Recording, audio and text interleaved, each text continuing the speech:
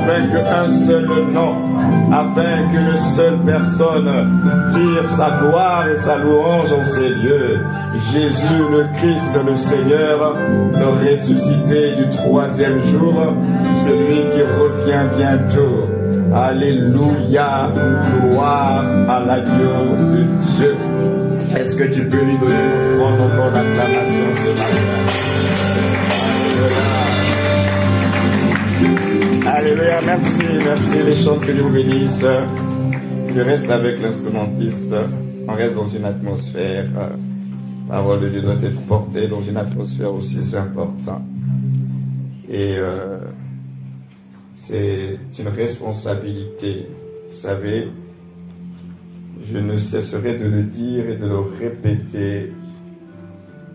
Être derrière un pupitre, ce n'est pas un sujet de gloire, parce que quand on sait que nous rendons compte à Dieu, alors on a vraiment intérêt à être fidèle dans la pensée que Dieu nous donne, et surtout en prenant en considération que vous êtes des hommes et des femmes qui comptent pour Dieu.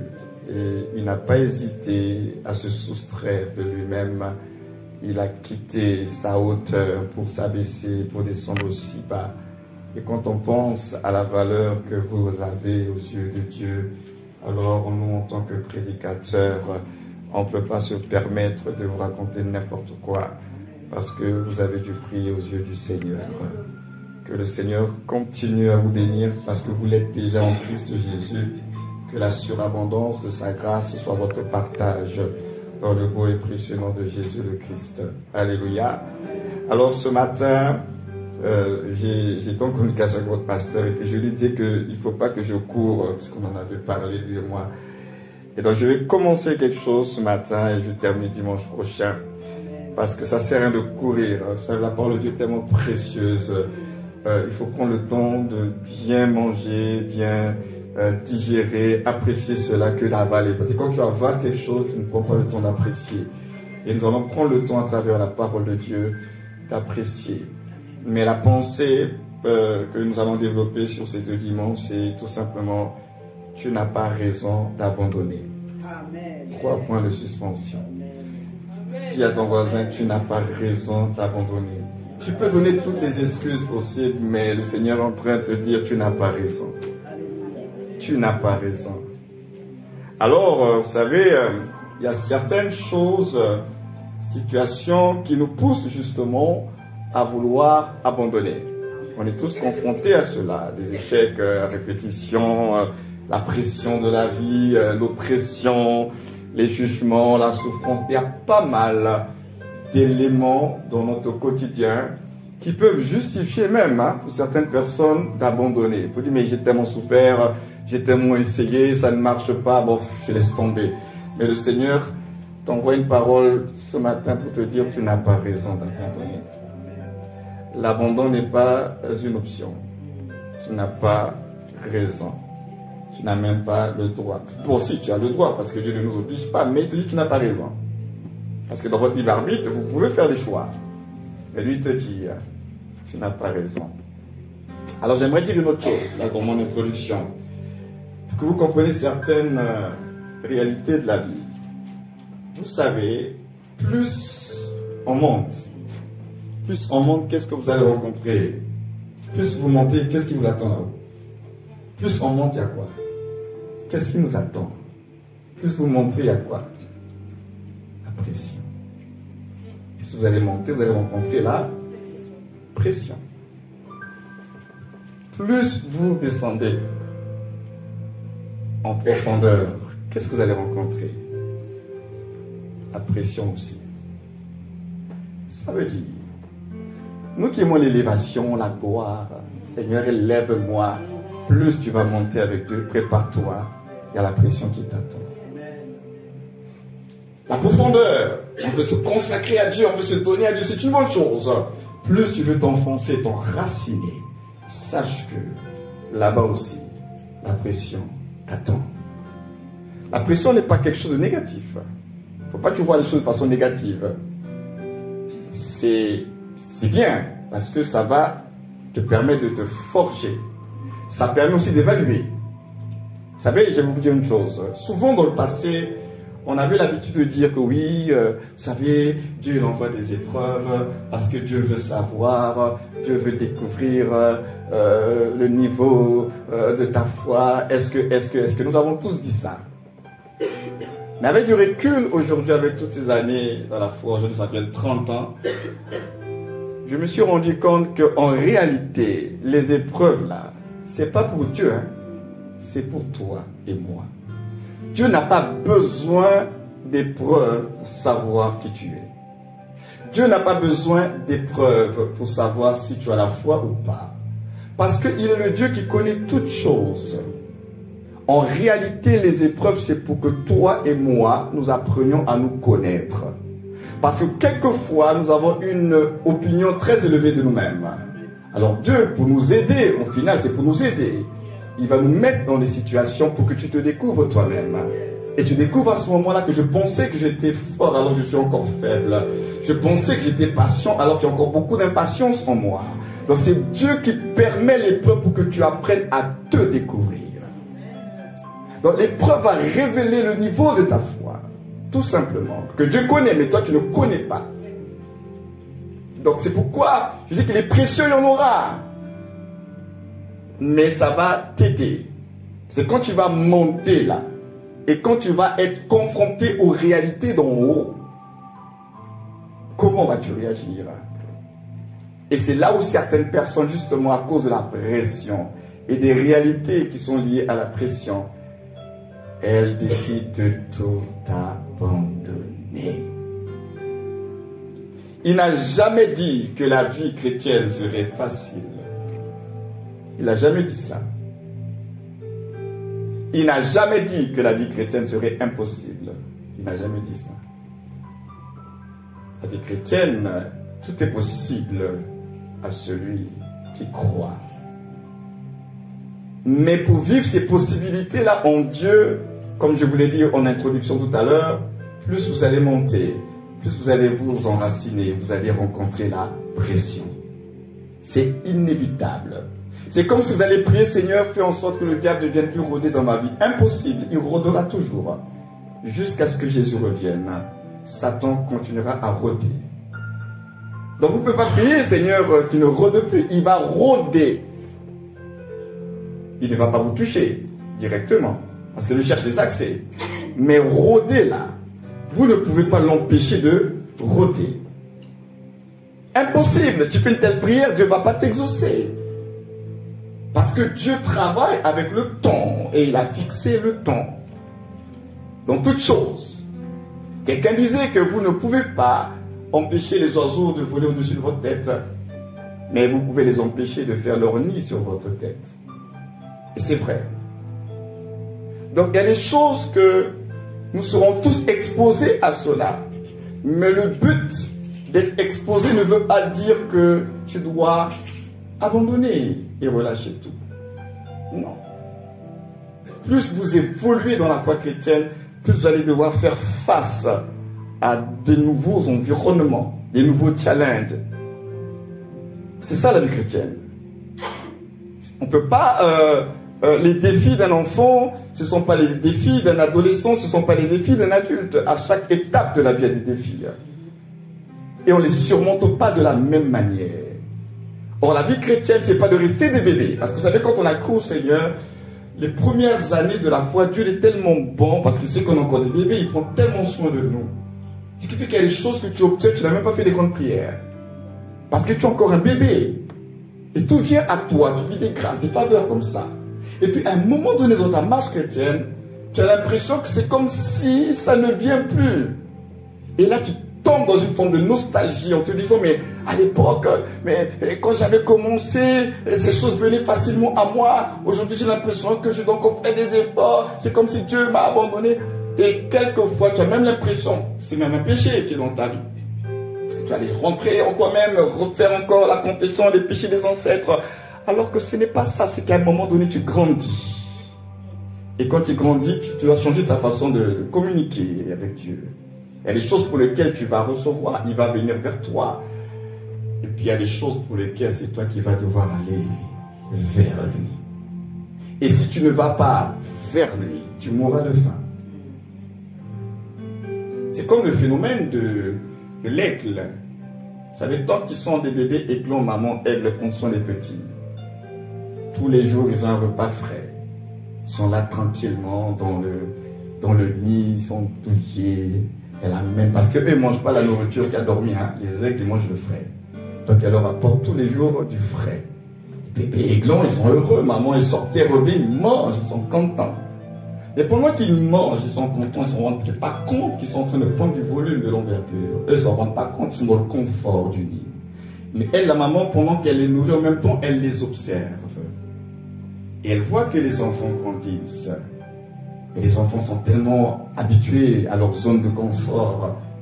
Et puis à un moment donné, elle va commencer à rendre inconfortable le lit. Elle va commencer à le rendre très inconfortable. Elle va commencer à le briser, le détruire, même pour enlever certaines choses. Elle est en train de leur donner une autre instruction. Parce qu'elle avait grandi, de passer une autre étape de la vie. Et puis, à un moment donné aussi, qu'est-ce qu'elle va faire? Elle va prendre un de ses petits, si elle n'en a qu'un seul. Elle le met sur son dos. Et puis ils vont faire une petite balade. Alors le petit aiglon, il se dit, chouette, aujourd'hui on va sortir, on va faire un peu le tour de la vallée avec maman. Et quand maman prend le petit et qu'elle le met sur son dos là, c'est pas pour aller faire un tour, pour faire un tour. Hein. Donc elle est avec le petit. Et pendant qu'elle vole, à un moment donné, qu'est-ce qu'elle va faire? Elle va faire un geste brusque. Et puis le petit va tomber. Et pendant que le petit est en train de tomber, maman aigle l'observe à distance. Le petit est en train de tomber. Alors j'imagine le pauvre petit aiglon, pendant qu'il est en train de tomber, comment il est en train de crier, hurler, demander à sa maman, mais maman, maman, où tu es, moi?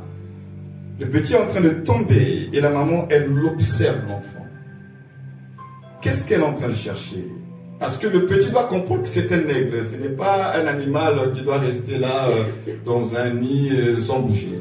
Donc l'objectif de la maman aigle, c'est que l'enfant prenne conscience que j'ai des ailes, il faut que je les déploie. Donc elle observe. L'enfant il descend, il descend, il descend. Et quand elle constate que l'enfant ne comprend pas qu'il va peut-être s'écraser, elle va piquer, elle va récupérer son enfant. Elle le remet donc sur son dos. Elle remonte avec l'enfant, elle va répéter l'opération. Le but de cette opération qui peut sembler être douloureux, cruel même, une souffrance pour le petit aiglon, c'est pour réveiller sa conscience sur son identité. Tu es un aigle. Et les aigles sont faits pour voler. Les ailes que tu as là, c'est pour se déployer. C'est pas pour rester comme ça. Parce que c'est pas un perroquet. C'est pas certains oiseaux qu'on met en cage. Vous savez, même sur le plan scientifique, il a été démontré que si vous mettez un aigle en cage, vous allez le tuer. Il va mourir là. Il va mourir il va déprimer. Il va mourir de dépression. Parce qu'il n'est pas dans son environnement. Vous mettez un aigle dans une cage, vous le tuez déjà. Sans l'avoir tué physiquement, il va mourir. Il va se laisser mourir parce qu'il n'est pas dans l'environnement. Lui, il a besoin d'espace. Mais par contre, vous laissez perroquets, les petits pigeons là, dans une cage, ils sont heureux, hein? Eux, ils vont vivre longtemps. Mais pas un aigle. C'est une question d'identité, de qui on est. Et ce que tu es, tu vas devoir réagir dans un environnement. Et quelquefois, on n'est pas conscient de cela. Alors, Dieu nous met souvent dans des situations, et pas dans le but de nous tuer, parce que Dieu connaît toutes choses. Il nous met dans certaines situations pour révéler ce qui dort en toi. Parce que quelquefois, tu n'es pas dans la connaissance, tu ne sais pas. Mais Dieu a investi des choses en toi que tu ignores. Alors, qu'est-ce qu'il va faire? Il va te mettre en situation. Tu vas passer par le feu. Vous savez, le feu n'a pas que pour rôle de brûler, de détruire. Hein. Le feu aussi révèle les choses. Parce que s'il n'y a pas le feu, imaginez dans une forêt, vous allez survoler une forêt par exemple en hélicoptère et tout, vous n'avez pas idée de ce qui se passe à l'intérieur, qui habite dans la forêt. Mais il suffit qu'il y ait le feu quelque part là, dans la forêt. Là. Vous allez voir la débandade, ça va sortir de partout. Le feu purifie, mais le feu aussi révèle les choses. L'or le plus précieux a besoin de passer par le feu pour révéler tout son éclat et toute sa beauté. Alors quelquefois nous ne comprenons pas les méthodes de Dieu et on a l'impression que Dieu est tellement dur avec nous. Non, c'est son amour. Parce que nous n'avons pas toujours conscience de qui on est et de quoi on est capable. Et lui, il est obligé, comme maman aigle, de te pousser un peu pour que ce qui dort en toi se réveille, ça sorte. C'est comme ça qu'il fait. Hein? Donc la pression, c'est normal. Vous ne pouvez pas être dans l'élévation sans rencontrer la pression. Impossible. Vous voulez l'élévation, la gloire, mais à cette gloire-là, même sur le plan humain, ça s'explique. Vous savez, les stars là, il y en a aujourd'hui qui regrettent leur liberté. Hein? Maintenant qu'ils sont devenus des stars là, c'est compliqué leur vie. Leur vie devient compliquée. Ils n'ont plus droit à l'erreur. Ils regrettent leur liberté quand ils étaient monsieur tout le monde. Mais vous êtes devenus des stars. Ça veut dire qu'aujourd'hui, quand quelqu'un veut devenir une star, il doit se préparer à payer le prix. Et pour lui-même, pour sa famille, pour ses enfants. Parce que sa vie ne sera plus pareille. C'est le prix de devenir une étoile, une star. C'est ça le truc. Tu veux te consacrer au Seigneur, être un chrétien qui jeûne beaucoup, qui prie beaucoup, tu veux que Dieu t'utilise puissamment. Il n'y a pas de problème. Mais sache que là également, plus tu vas te consacrer, plus tu vas demander le royaume, tu vas déranger le royaume des ténèbres, plus tu vas être attaqué. Ça, il n'y a rien à faire. Alors je ne suis pas là pour vous décourager, c'est pour vous dire que c'est une bonne chose. C'est un bon indicateur, ça veut dire que tu progresses. Parce qu'un chrétien, tu ne vis pas la pression et l'oppression, il faut se poser la question si tu es réellement en Christ. Parce que quand on est en Christ, on sera exposé à cela. Donc ne trouve pas anormal quand tu vis certaines pressions, certaines oppressions, parce que c'est lié à ton identité, à ta foi. Jésus lui-même, il a dit que le serviteur n'est pas plus grand que le maître. Lui-même, il a été persécuté, il a été oppressé. Or, nous, on veut l'élévation, la consécration, mais tout le reste là, on n'en veut pas. Mais ça ne marche pas comme ça. Tant que nous serons dans ce monde, tant que tu seras dans ce corps qui est encore corruptible, tant que ton âme n'est pas totalement renouvelée, et tant que le diable est encore sur la terre et que Jésus n'est pas encore revenu, tu vivras les pressions de la vie. Tu vas les vivre, tu ne peux pas fuir. C'est lorsque Jésus reviendra dans la gloire éternelle avec lui que ça va prendre fin tout ça. Mais tant que Jésus n'est pas revenu, nous sommes confrontés à plusieurs batailles. Il y a la bataille avec toi-même, ta propre chair, ton âme. La bataille de ta consécration, l'ennemi va venir t'attaquer également. Ces choses-là sont réelles. Et donc quand on est dans cet environnement de pression et d'oppression, c'est là où beaucoup abandonnent. Il y en a même qui pensent qu'ils sont anormaux. Comment je peux vivre autant de pression? Si hier tu vivais des choses très faciles avec Dieu et que maintenant tu as l'impression que tu ne les vis plus, mais c'est peut-être un indicateur pour dire que tu as grandi. Et que maintenant Dieu veut que tu puisses te comporter comme un fils. Et dans mon introduction, j'aimerais terminer en nous disant ceci, que on est enfant de Dieu, mais on doit devenir fils. Le fils de Dieu, ce n'est pas un titre, ce n'est pas un slogan, c'est une prise de conscience. C'est lorsque l'enfant de Dieu prend conscience de son identité, de son héritage, de son autorité, de sa destinée. Quand ces éléments-là sont clairs en toi, alors tu deviens responsable devant Dieu. Donc, fils de Dieu, là, ce n'est pas un titre, c'est un état. Enfant de Dieu, c'est une étape, mais fils, c'est un état, c'est une prise de conscience de l'enfant. L'enfant prend conscience qu'il est. Mais quand l'enfant ne prend pas conscience qu'il est, alors celui qui sait qu'il est, mais que lui ne sait pas qu'il est, il va le manipuler. C'est pourquoi dans Galates 4, verset 1, on dit quoi? Aussi longtemps, ça dépend de chacun de nous. Aussi longtemps que l'héritier est un enfant, il ne diffère en rien d'un esclave, quoi qu'il soit le maître, le propriétaire de tout. Il est le maître, il est le propriétaire de tout, mais comme c'est encore un enfant, donc au niveau de sa mentalité, il n'est pas différent d'un esclave. C'est ce que dit votre Bible. Donc il y a des choses, il faut qu'il y ait une prise de conscience.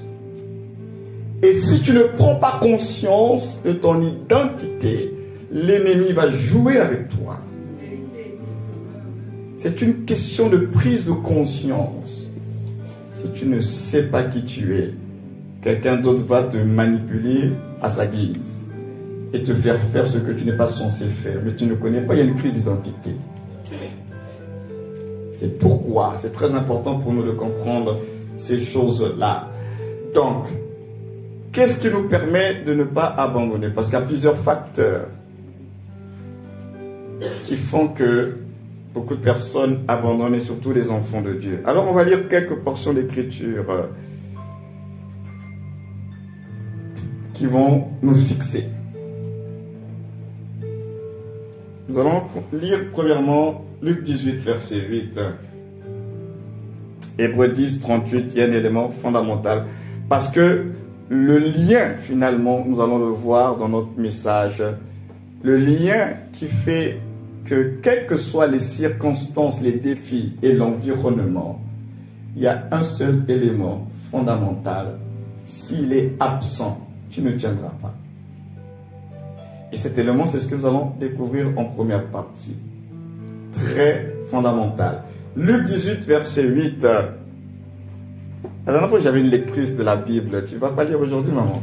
Luc 18, verset 8. La parole nous dit, je vous le dis, il leur fera promptement justice, mais quand le Fils de l'homme viendra, trouvera-t-il la foi sur la terre? Ah, Hébreux 10, 38. Et je reviendrai sur ces versets. Hébreux 10, 38. Il est dit, et mon juste vivra par la foi, mais s'il se retire, mon âme ne prend pas plaisir en lui. 1 Jean 5, verset 4. 1 Jean 5, le verset 4. Il est dit, parce que tout ce qui est né de Dieu triomphe du monde. Et la victoire qui triomphe du monde, c'est notre foi. Et on va lire deux autres textes. 2 Timothée 3. Alors maintenant, à partir de 2 Timothée 3, on va parler un peu de l'environnement. Parce que dans Luc 18, il a dit quand le Fils de l'homme reviendra sur la terre. Alors, qu'est-ce qui va se passer sur la terre? Dans quel état sera le monde avant le retour de Jésus? Alors, 2 Timothée 3, le verset 1er. Et ensuite, nous lirons le verset 10 à 15. Il est dit, sache que dans les derniers jours, il y aura des temps difficiles. Il y aura, vous avez entendu, il y aura des temps difficiles. On ne donne pas tous les détails, mais on dit qu'il y aura des temps difficiles. Verset 10 à 15. Pour toi, tu as suivi de près mon enseignement, ma conduite, mes résolutions, ma foi, ma douceur, ma charité, ma constance, mes persécutions, mes souffrances. À quelles souffrances n'ai-je pas été exposé à Antioche, à Icône, à Lystre? Quelle persécution n'ai-je pas supportée? Et le Seigneur m'a délivré de toutes. Or, tous ceux qui veulent vivre pieusement en Jésus-Christ seront persécutés. En passant, avant qu'on lise le verset 13, la persécution n'est pas une malédiction. Vous êtes en train de le lire, c'est l'apôtre qui dit, hein. La persécution n'est pas une malédiction. Et puis c'est pas un homme malheureux qui est là, voilà, ah, pauvre de moi, je ne savais pas que la vie chrétienne c'est comme ça. Il est très en paix avec lui-même. Hein. Ça ne veut pas dire qu'il n'y avait que des persécutions, mais c'est juste en passant, pour vous dire. La persécution peut avoir plusieurs formes, hein. Mais ce n'est pas une malédiction, ce n'est pas quelque chose forcément d'anormal. Ça peut être aussi très normal, la persécution. Continue. Mais les hommes méchants et imposteurs avanceront toujours plus dans le mal, égarant les autres et égarés eux-mêmes. Toi, demeure dans les choses que tu as apprises et reconnues certaines, sachant de qui tu les as apprises.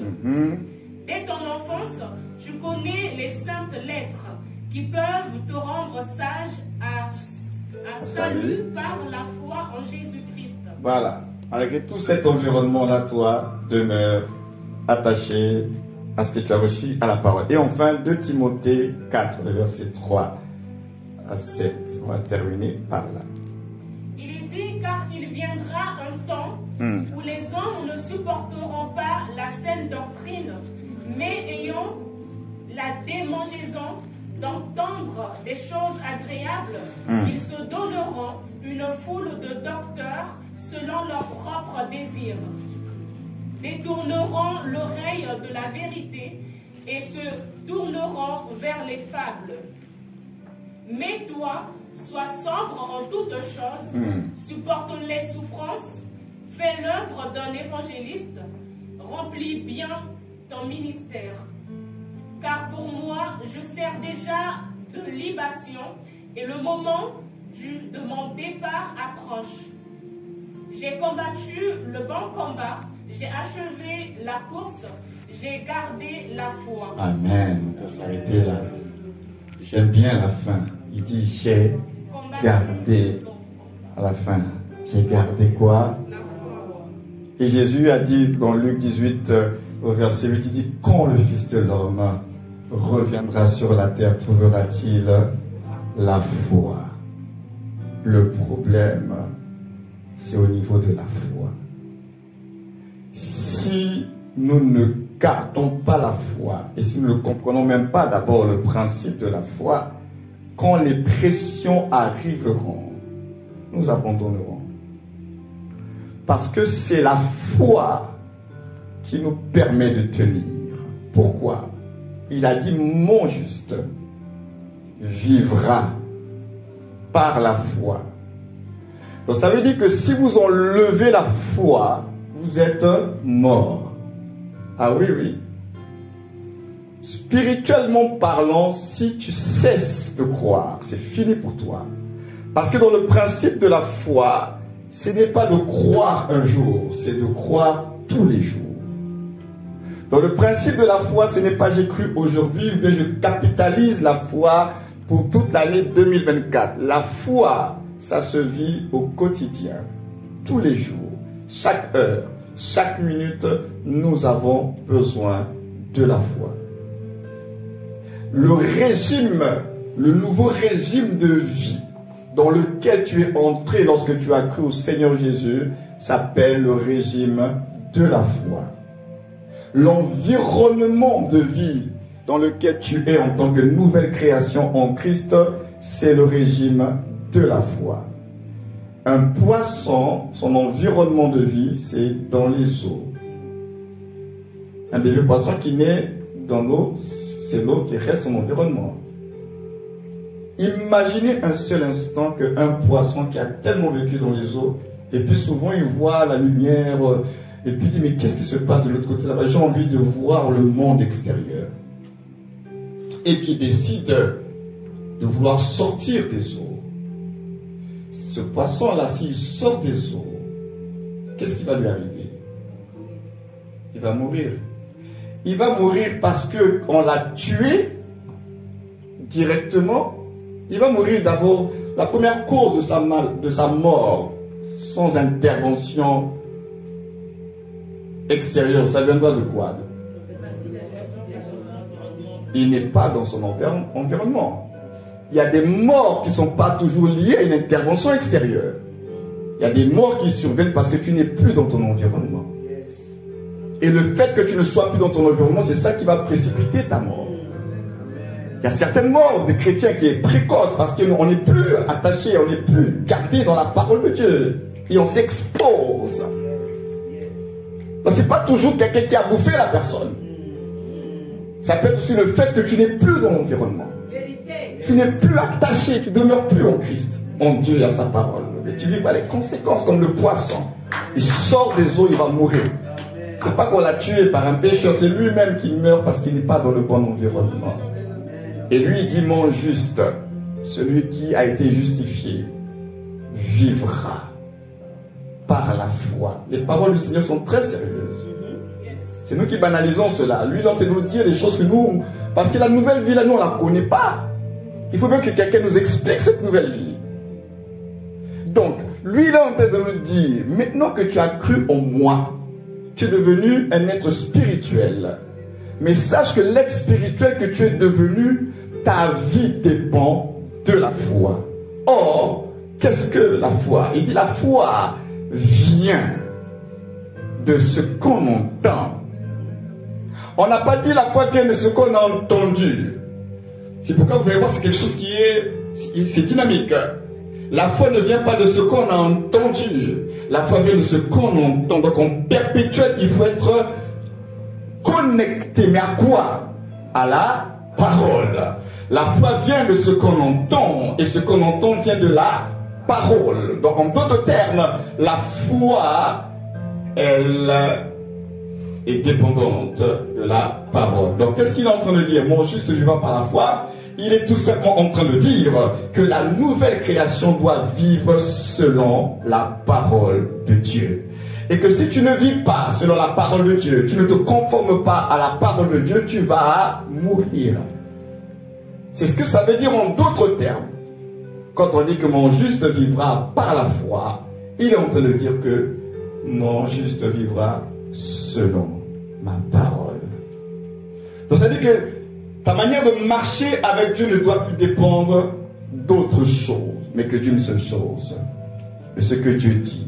Parce que tu vas vivre justement dans des environnements où tu vas entendre beaucoup de choses te concernant. Mais le plus important, c'est parce que le monde extérieur te dit.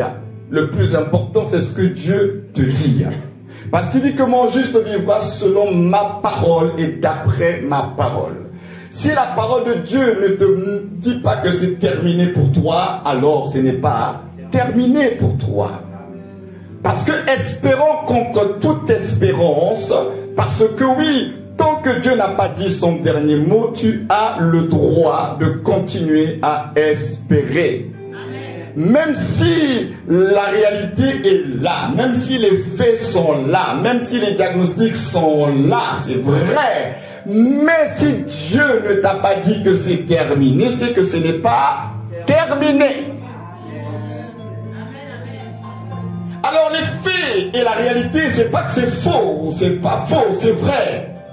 Mais la réalité n'est pas la vérité. Il n'y a que Dieu qui peut redéfinir les choses. Il n'y a que lui qui peut bouleverser tous les verdicts. Il n'y a que lui qui est capable de faire cela. Donc même si on a dit que oui, c'est un concert, oui, ils ont dit, mais Dieu dit quoi? Dieu est capable de faire mentir la vérité des hommes. Il dit que c'est faux. Mais pourtant, selon les hommes, on dit que c'est vrai, regardez, tous les papiers sont là. Mais Dieu dit, tu ne mourras pas de cette situation. Mais comment cela? Mais parce que c'est Dieu qui a parlé. Et c'est pourquoi il veut qu'on apprenne à vivre d'après ce que lui, il nous dit. Parce que plus il nous parle, ça nous donne la foi, la confiance, l'assurance de surmonter les pressions et les difficultés de la vie. Parce que sur la planète Terre, il y a beaucoup de souffrances et beaucoup de difficultés. Il y en a. Dans les derniers temps, il y aura des temps difficiles. Il y aura des temps difficiles, il y aura beaucoup de pression. Donc nous allons voir que, puisque nous parlons de la foi, que le juste vivra par la foi, que la foi vienne de ce qu'on entend, mais nous allons nous rendre compte que cette foi-là, on peut la perdre, comme on peut la garder. Si lui dit que j'ai gardé, c'est qu'il y en a qui ne gardent pas. Si on peut garder la foi, c'est qu'on peut perdre la foi. Ah oui, si tu peux garder, c'est que tu peux perdre aussi. Mais lui, il a dit, malgré toutes les souffrances, lui a gardé la foi. Parce que Dieu dit dans les Baptistes 38 qu'on a lu tout à l'heure, il dit que mon juste vivra par la foi. D'accord?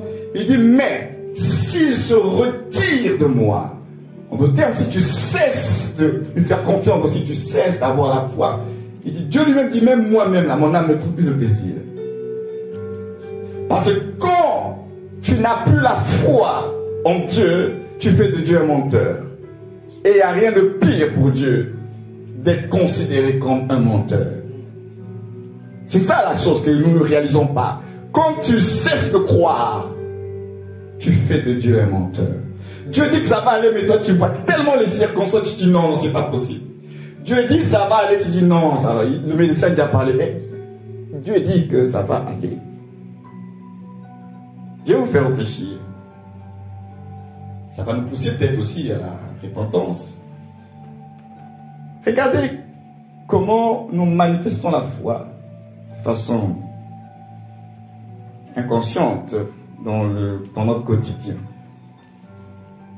Lorsque tu te sens pas bien et que tu hésites, qu'est-ce qui m'arrive? Peut-être qu'on dirait que c'est telle maladie, X, Y maladie. Tu es angoissé, tu dors pas bien, tu t'imagines plein de choses sur ton état de santé. Alors on te recommande un médecin. On dit bon, je connais quelqu'un, c'est un bon spécialiste, il faut aller le voir. Et tu vas aller rencontrer ce docteur qu'on t'a recommandé.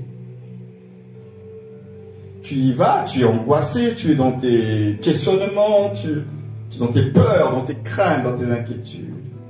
Tu arrives dans le cabinet de ce monsieur et tu t'assois et puis il t'écoute parce qu'il veut comprendre qu'est-ce qui ne va pas, monsieur et madame. Et là, tu commences à lui expliquer tous les symptômes, comment tu te sens pas bien, comment. Et généralement, ces gens-là, ils vous laissent le temps de parler. Hein. C'est toi qui parles d'abord. Lui, t'écoute, toi, tu vas parler. Mais si tu prends 1 heure, qui va parler. Et pendant que tu parles, lui, t'écoute attentivement. Parce qu'il faut qu'il fasse ça. Il discerne, fasse son diagnostic et tout ça.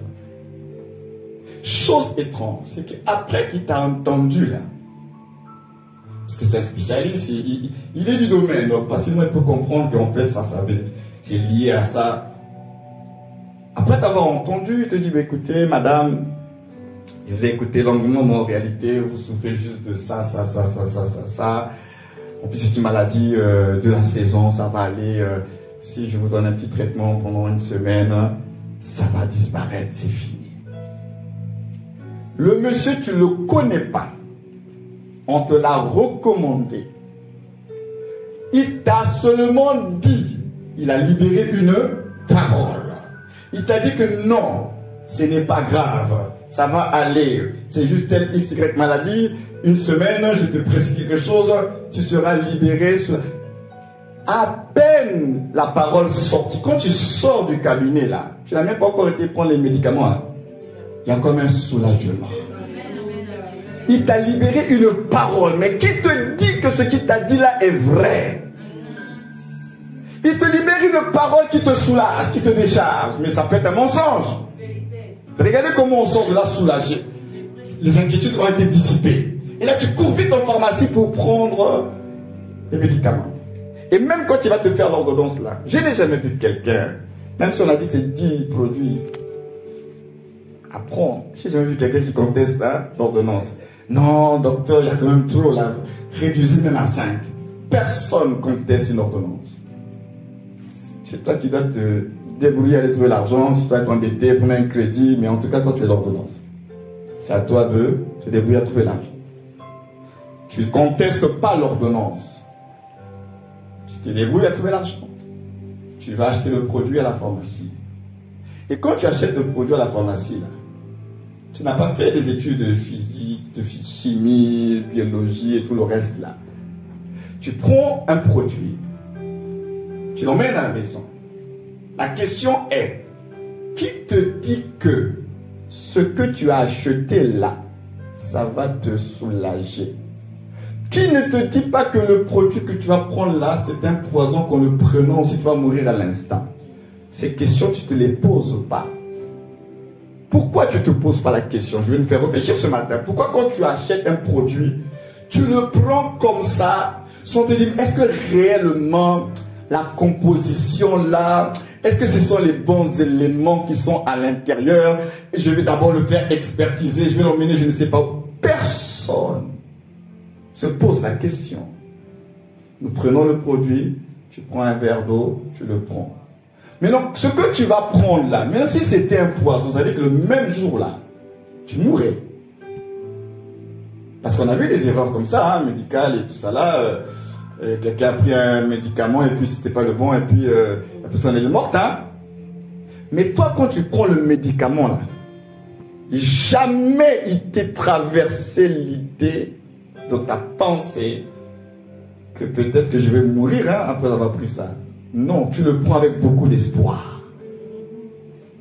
Tu le prends avec beaucoup d'espoir et non seulement tu le prends avec beaucoup d'espoir, en même temps tu t'en tiens à l'ordonnance. On a dit c'est matin, midi, soir. Tu te dis pas bon, je vais juste prendre le matin, je ne prends pas le soir. Tu vas prendre matin, midi, soir, tu vas être discipliné.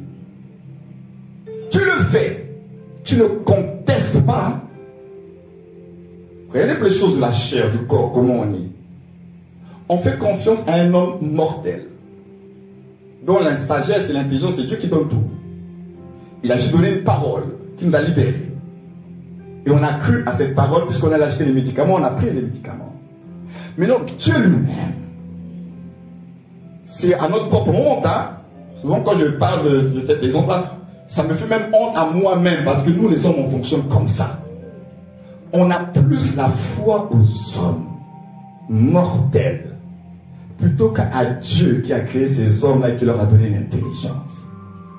Comment se fait-il que c'est plus facile pour nous de croire, même si tu avais menti à un homme, ça a quand même agi, sa parole, c'est une affaire de parole ici. La parole de ce médecin t'a libéré de quelque chose. Tu as retrouvé une certaine paix en sortant de son cabinet. Mais alors quand Dieu nous parle là, vous pensez que Dieu c'est un plaisantin? C'est ça le problème. On a besoin de nous repentir et vraiment de connaître qui est Dieu et qui on est pour Dieu. Parce que nous avons du prix à ses yeux.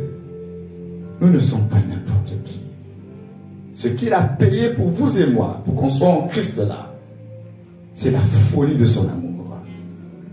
Donc Dieu ne peut pas jouer avec vous. Si pour les choses de votre éternité, il a payé le prix fort, en allant mourir à la croix de cette façon, ce n'est pas pour les choses temporaires de cette vie-là que Dieu va jouer avec vous. Vous voyez comment le diable nous trompe? Et c'est comme ça que nous plaçons notre confiance en des hommes mortels. Mais que cette même personne, si Dieu leur enlève seulement le souffle, c'est fini. Qui donne l'intelligence aux hommes, c'est Dieu. La source même de leur intelligence, c'est Dieu. Mais nous régnons la source. Et c'est ça notre problème. Il faut qu'on apprenne à partir des faits naturels à maintenant repositionner notre foi vers le véritable, qui est digne de recevoir toute notre attention.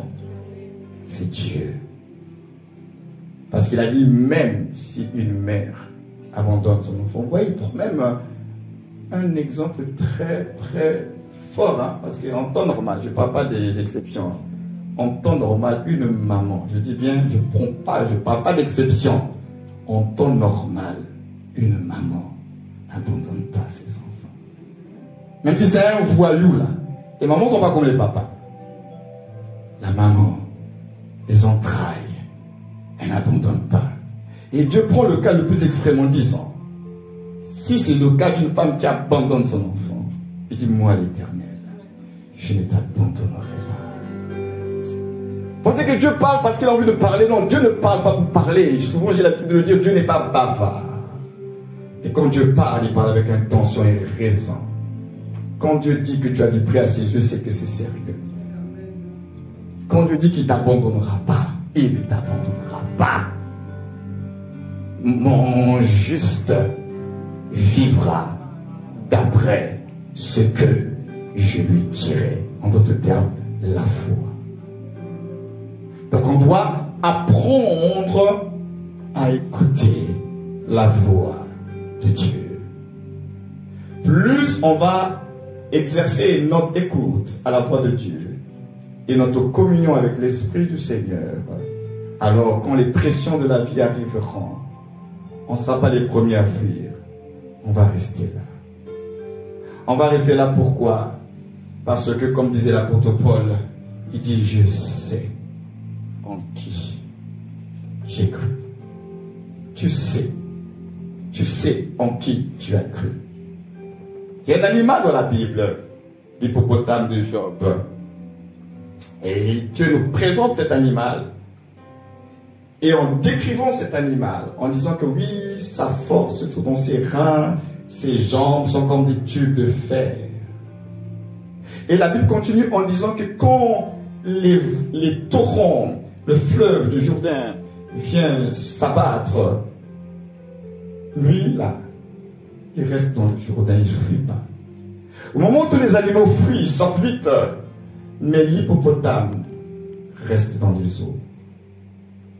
Maintenant, je me suis posé la question, et ça doit nous faire réfléchir en tant qu'Église. Si les animaux, parce que les animaux n'ont pas la même révélation que nous, si un animal a une forme de conscience de son identité, de ce qu'il a, parce que lui, il sait que mes petites pattes, là, devant les hommes, là, on voit que ce sont des petites pattes, mais les petites pattes de l'hippopotame sont des tubes de fer, dit la Bible, et ça le maintient. Alors lui, il sait que même s'il y a la force des torrents, je ne serai pas ébranlé. Parce que la force se trouve là, dans mes jambes. Maintenant, si un animal a cette conscience-là, de son identité, que qu'importe la force des torrents, je ne bougerai pas. Maintenant, à combien plus forte raison, toi et moi? L'hippopotame, là, il ne bouge pas. Et Dieu nous enseigne même à travers la nature. C'est pour aider l'Église. Vous savez, parce que quand on a cru au Seigneur, on est comme des enfants. Et Dieu le sait. Alors, vous savez, les enfants, les premières choses pour apprendre les choses de la vie aux enfants, souvent, nous procédons par quels moyens? Par des images. Les enfants, quand ils sont tout petits, pour leur instruire, on parle beaucoup en images, n'est-ce pas? Et c'est ce que Dieu fait avec nous. Dieu parle beaucoup en images pour nous révéler des vérités spirituelles. Il prend des images. Parce qu'il sait que l'image, ça te parle. Et tu vas retenir l'image plutôt que des longs discours. Alors il te prend l'image d'un animal, un hippopotame. Et il te dit, l'hippopotame là, regarde, il est petit. Mais je l'ai doté de capacités. Maintenant cet animal-là, comment il sait qu'il est capable de résister dans les eaux? En tout cas, il y a une forme de conscience qui est là. En tout cas, il sait. Il sait qu'il est capable de tenir. Les autres animaux qui ne savent pas fuient quand le fleuve devient violent, parce qu'ils savent aussi qu'ils sont incapables. Maintenant, lui, il reste dans les eaux, parce qu'il porte en lui une capacité qui le maintient dans les eaux. Si un tel animal est capable d'avoir une telle prise de conscience de son héritage, de son identité, à combien plus forte raison les enfants de Dieu. David est une image d'un hippopotame. Hein? David savait qui était avec lui. Surtout devant Goliath. Il ne voit pas la taille de Goliath. Parce que dans le secret, il a vécu des expériences avec Dieu. Alors à ce moment-là, il se tient devant Goliath, il ne s'appuie même pas sur lui, il sait que Dieu s'était révélé. Dieu lui a donné la capacité, et il le sait que ça ne vient pas de lui. Il sait que ce n'est pas son entraînement qui lui a permis de terrasser le lion et l'ours. Il sait que la force ne venait pas de lui. Alors il s'est dit, tiens, si ce Dieu-là m'a donné la force de vaincre un ours et un lion, c'est le même Dieu qui me donnera la force de terrasser ce Goliath-là. Il s'est appuyé sur Dieu qui s'est révélé à lui. Qu'est-ce que nous ne comprenons pas? Et c'est par là que l'ennemi va tout faire, que vous ne puissiez pas comprendre. Parce que vous savez, Satan n'empêche pas les gens d'aller à l'église. Satan n'empêche pas les gens d'écouter, je dirais plutôt d'entendre la parole. Parce qu'entendre et écouter, c'est pas la même chose. Parce qu'entendre, c'est une faculté de notre sens qu'on appelle lui. Vous entendez, là quand je parle, tout le monde m'entend, parce que vous avez des oreilles. Mais l'écoute, c'est beaucoup plus profond, parce que l'écoute, c'est une disposition. Écouter, c'est considérer attentivement ce que vous êtes en train d'entendre. Donc l'écoute nécessite de l'attention, de la concentration. Il faut se disposer. C'est pourquoi dans nos églises, beaucoup de gens entendent la parole de Dieu, mais peu écoutent la parole de Dieu. La parole de Dieu, il faut l'écouter, pas l'entendre. Il faut prendre le temps de considérer ce que Dieu est en train de dire. Et nous souffrons parce qu'on ne prend pas le temps de considérer les paroles de Dieu. Pourtant, la Bible dit quoi? Parlant de Samuel, on dit qu'il ne laissait tomber à terre aucune parole de l'Éternel. Il prenait ça tellement au sérieux quand Dieu parlait. C'était la parole de Dieu. Regardez l'Église aujourd'hui, comment nous sommes négligents. Regardez comment nous choisissons les paroles, les versets que l'on veut. Nous-mêmes, l'Église, on a désacralisé la parole de Dieu. Les autres, pour voir comment ils chérissent leurs livres sacrés et les paroles de leurs prophètes. Et nous, on dit qu'on est dans le véritable. Mais nous ne prenons pas au sérieux les paroles de notre prophète, de notre Dieu. C'est ça le paradoxe de la foi chrétienne. On dit qu'on a le vrai Dieu, mais nous ne chérissons pas les paroles de ce Dieu-là. Mais eux, quand on dit, en guillemets, qu'ils n'ont pas le véritable Dieu, regardez comment ils chérissent les paroles de leurs prophètes et de leur Dieu. Il y a une contradiction terrible. Ça doit nous réveiller en tant qu'Église. Dieu nous a accordé la grâce d'être en contact avec sa parole. Mais pas pour qu'on l'entende, pour qu'on écoute la parole. C'est pourquoi quand on vous dit méditer, là, c'est prendre un temps à part. Vous vous asseyez, vous réfléchissez, vous méditez sur le verset que vous avez lu. Mais qu'est-ce qu'il a voulu dire par là? Saint-Esprit, aide-moi. Tu exerces ton esprit avec la parole de Dieu. Mais si tu entends, quand tu entends, tu ne retiens pas. Quand tu écoutes, tu retiendras. C'est pourquoi même dans les couples, souvent les femmes reprochent aux hommes. Oh non, il ne m'écoute pas, il ne m'écoute pas, il ne m'écoute jamais. Nous les hommes, on dit oui, mais si je t'écoute, je t'écoute. Mais on nous reproche, oui, il ne m'écoute pas. Pourquoi? Parce que nous, on est là, la personne, elle parle, on est là, on peut pianoter sur le portable, ou bien sur autre chose. Oui, oui, oui, je t'entends. Tu l'entends, oui, mais tu ne l'écoutes pas. Parce que pour écouter quelqu'un, il faut s'arrêter de faire ce que l'on fait et puis concentrer son attention sur ce qui est en train d'être dit. Or, quand tu fais beaucoup de choses et que la personne, elle parle, tu n'écoutes pas, tu entends. Et Dieu, il ne veut pas que nous puissions entendre. Il dit, il faut écouter sa parole. La parole de Dieu, on l'écoute, on ne l'entend pas.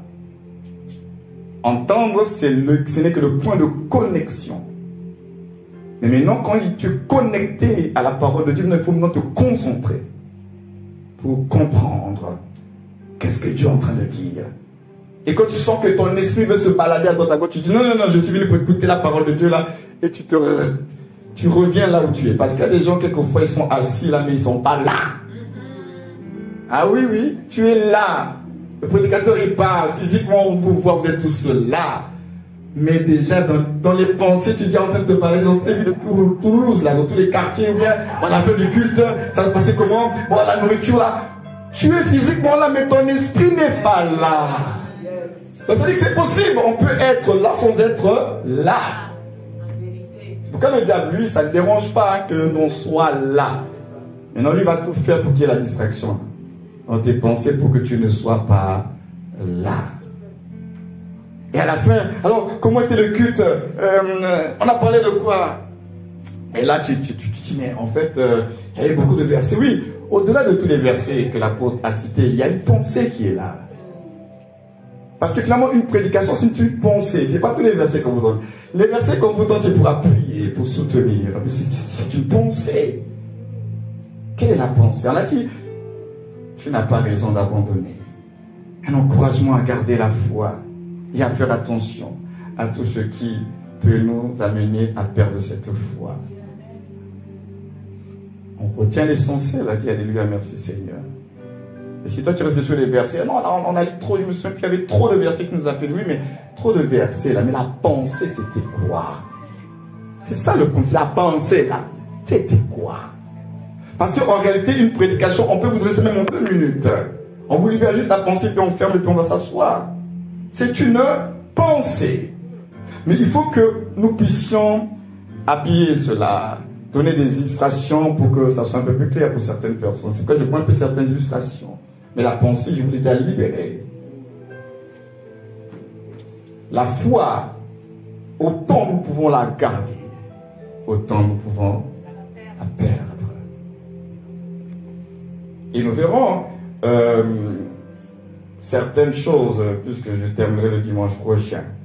Mais déjà, la foi, nous pouvons la perdre, comme je l'ai dit tout à l'heure, si nous cessons de nous confier en la parole de Dieu.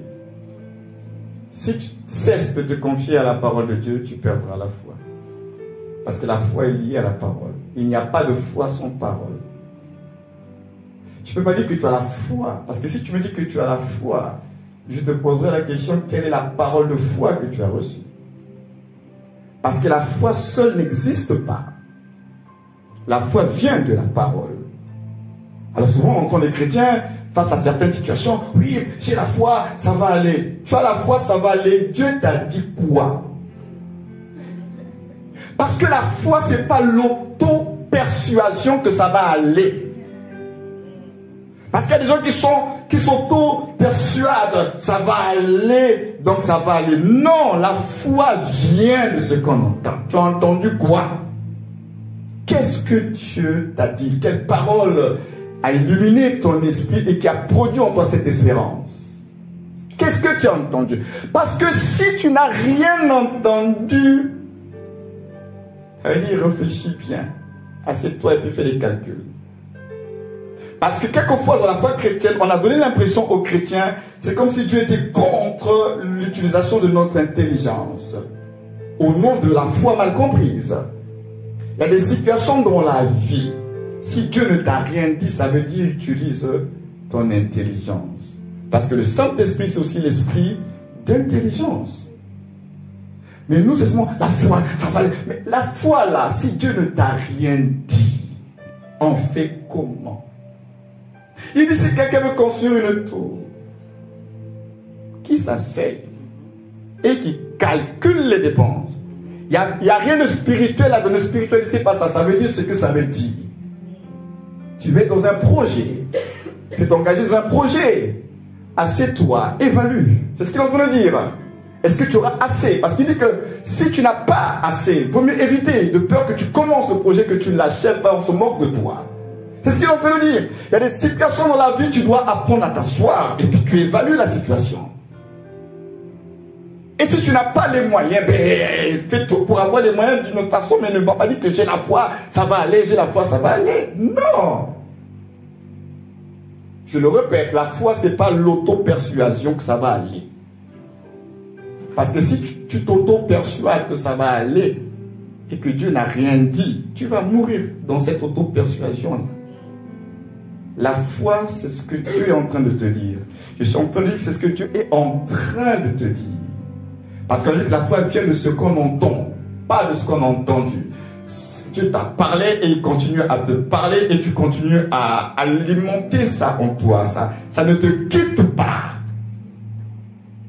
Mais si tu n'as rien entendu, ne dis pas que tu vas avoir la foi dans cette affaire-là, tu vas mourir et Dieu ne sera pas là.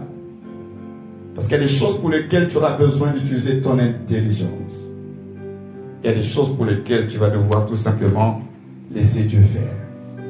Quand Dieu a parlé, ça veut dire que à ce moment-là, lui-même, il va prendre le contrôle de toutes choses.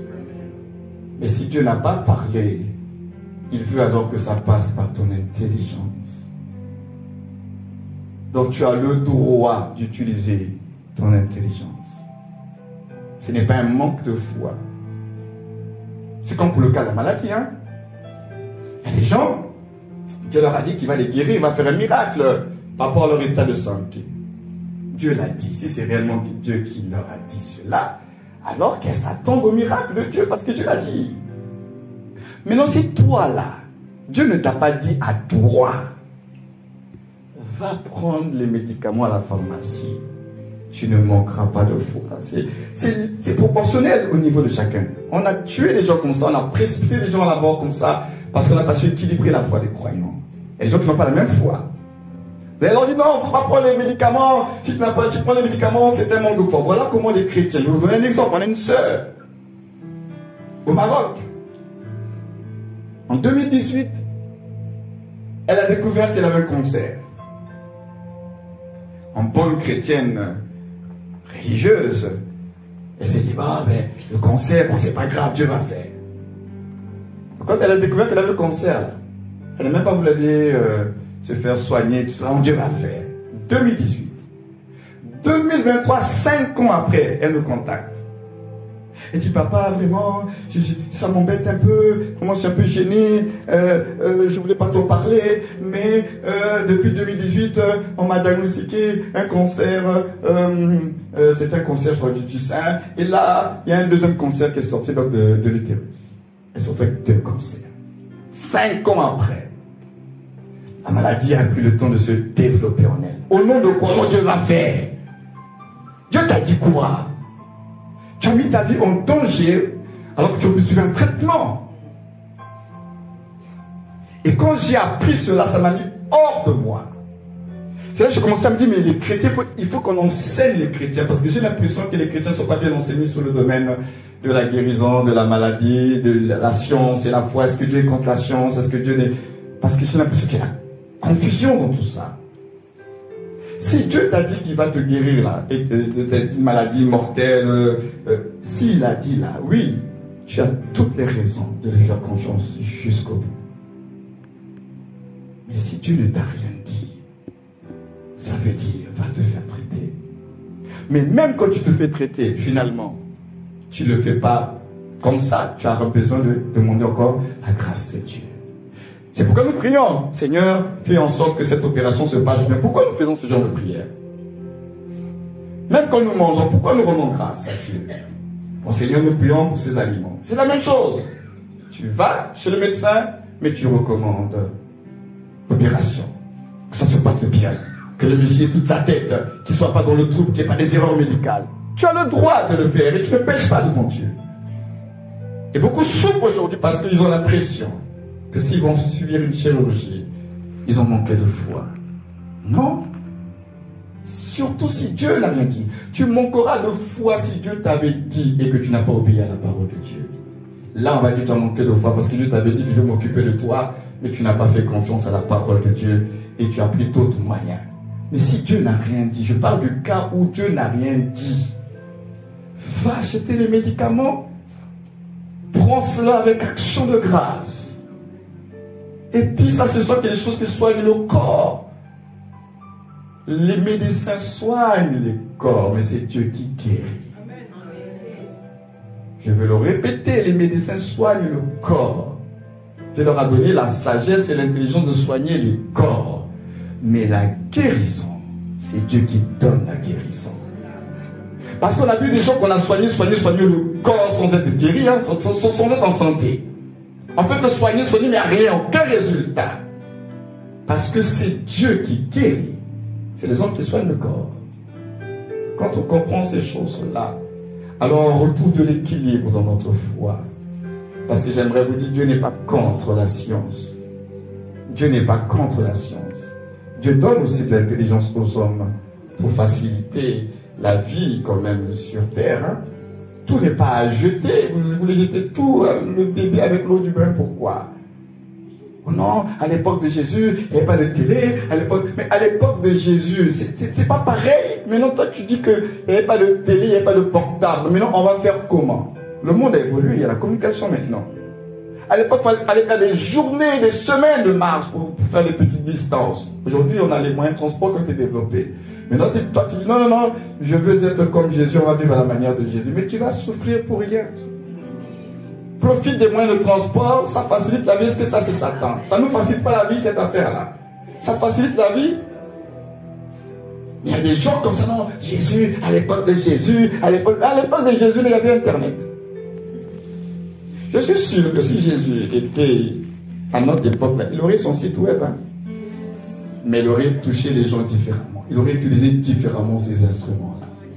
Il allait les utiliser différemment. Il aurait son compte Insta, TikTok. Il allait utiliser ça différemment. Pour la gloire de Dieu. Donc il faut qu'on arrête d'être disant, non, Jésus, à l'époque de Jésus, non, à l'époque de Jésus, comment? On peut très bien utiliser ces choses selon la justice de Dieu. Même si ces choses-là aussi ont leur côté pervers. Mais le chrétien n'est pas obligé d'aller dans le sens du côté pervers des choses.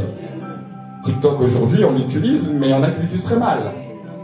J'ai dit à mes filles qui sont dans nos églises, j'ai dit, mais vous là, vous êtes sur TikTok, quand vous faites le défilé de mode sur TikTok, j'ai dit, mais en quoi vous édifiez les gens? Ah oui, que tout est permis.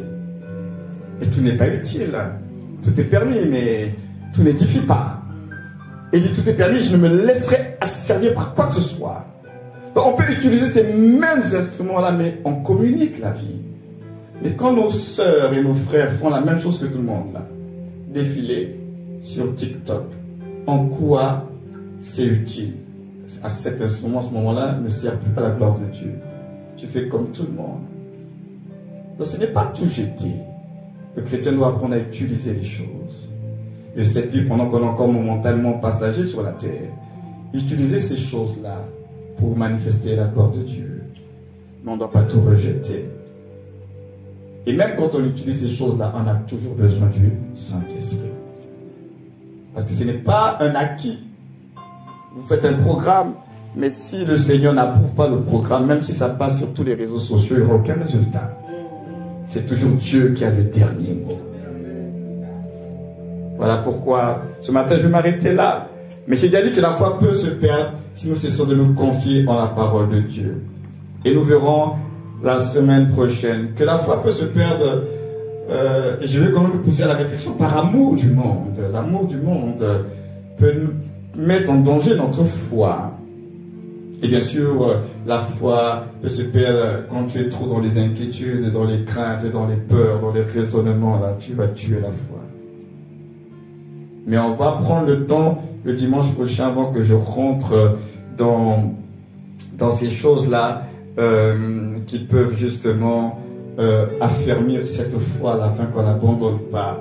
On va prendre le temps le dimanche prochain, juste quelques minutes avant que je rentre sur les autres éléments, à nous intéresser à une personne, parce que je me suis quand même posé la question, mais le type là, il était un ami de Paul, il s'appelait Démas, et l'apôtre Paul dit que Démas m'a abandonné par amour du monde. Je me suis dit, hé Démas, un compagnon, comment il en est arrivé là?